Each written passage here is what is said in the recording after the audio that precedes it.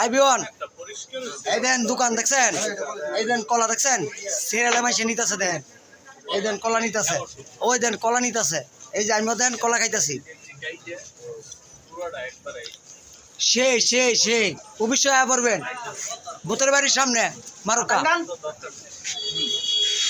আচ্ছা অবশ্যই আয়া পড়বেন, আয়া করবেন ভিডিও দেখতে আইছেন, আমি ভিডিওটা অনেক ছেড়ে দেবো।